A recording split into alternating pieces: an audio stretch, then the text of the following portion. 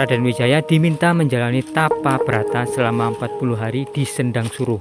Dalam keheningan malam, tubuhnya dililit pohon suruh yang tumbuh tepat di titik ia bersila. Jadi di depan saya ini teman-teman, terdapat sebuah arjagala.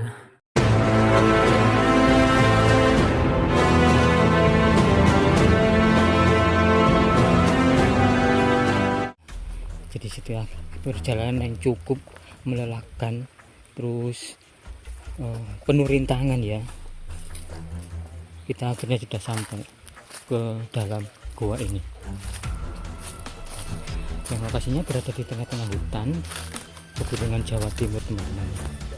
Jadi kita akan turun ya. Jadi aksesnya ini tidak bisa dijangkau oleh kendaraan. Jadi kendaraan kita itu kita taruh di atas ya. Ini jalanannya juga cukup ekstrim sekali, soalnya berada di lereng gunung teman-teman.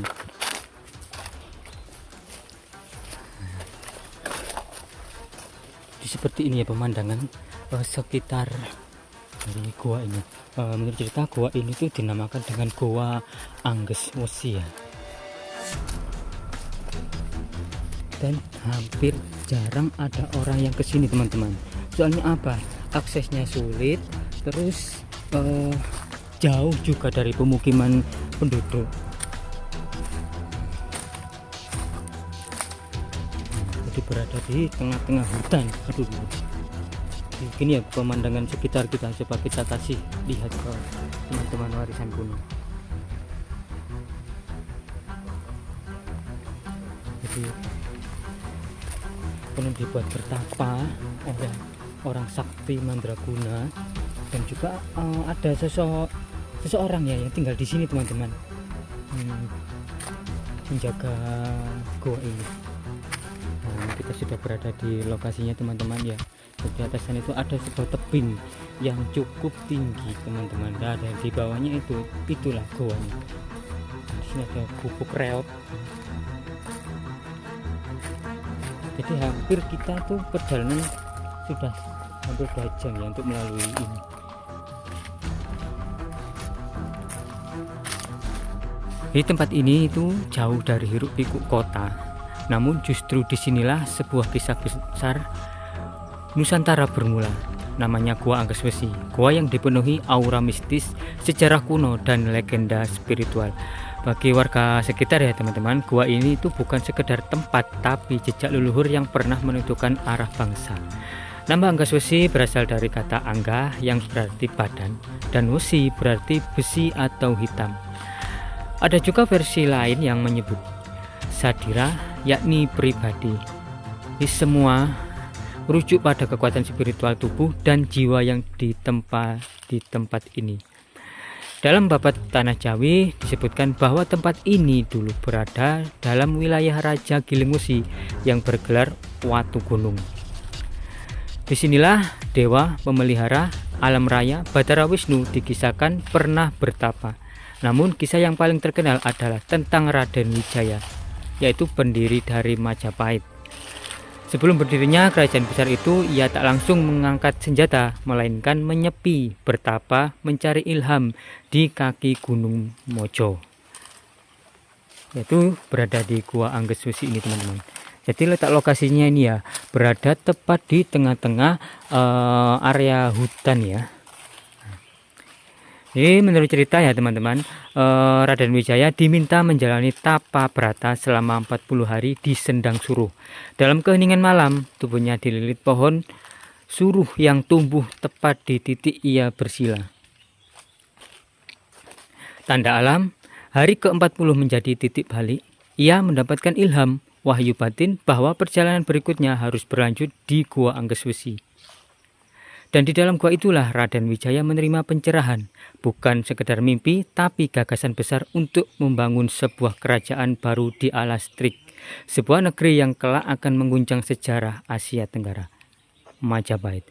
10 November 1293, Raden Wijaya mendeklarasi berdirinya kerajaan Majapahit Sebuah peristiwa yang menghadirkan rakyat dari Kediri, Singasari hingga pelosok Jawa.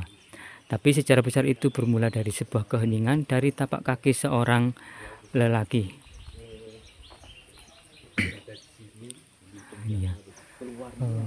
Di tengah-tengah hutan yang sangat rindang, jauh dari pemukiman warga, teman-teman ya.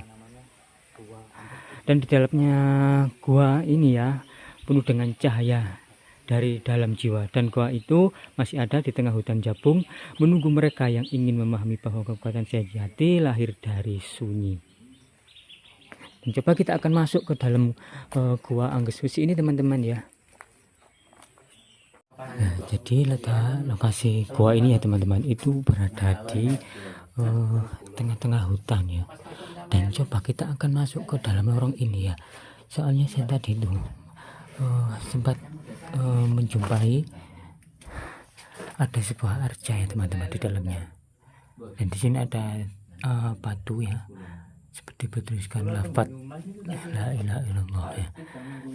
Jadi kalau kita masuk ke dalam gua ini tuh kita harus bungkuk ya. Assalamualaikum rahayu rahayu rahayu.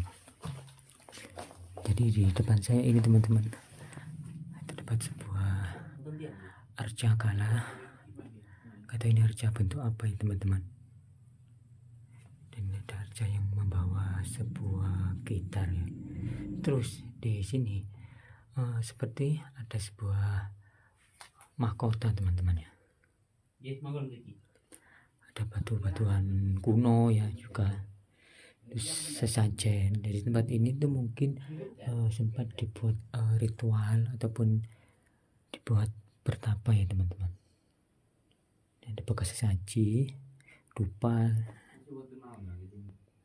dan juga bekas kelapa teman-teman di depan saya ini. Ada 2 cerukan teman-teman di sini ya. Nah, di depan sini ya, saya juga menjumpai seperti arca teman-teman ya. Nah, terus yang sudah kepotong ini, nggak tahu arca bentuknya apa ya.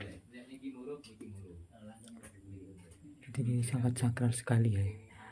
Mungkin jarang ada orang yang mengetahui keberadaan gua ini, soalnya apa, berada di tengah-tengah hutan ya, dan akses jalannya pun itu agak sulit sekali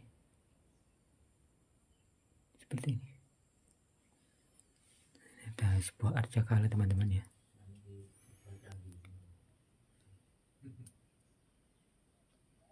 Kata ini arca berupa apa ya. Ada 2 arca yang menghadap ke mana ya, juga tidak sedikit paham ya lokasinya.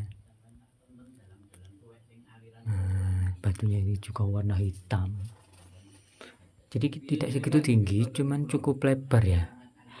Di dalam gua ini ada sebuah mahkota raja ya, yang berada di depan saya ini. Terus di bawahnya ini ada sebuah batu-batuan kuno juga.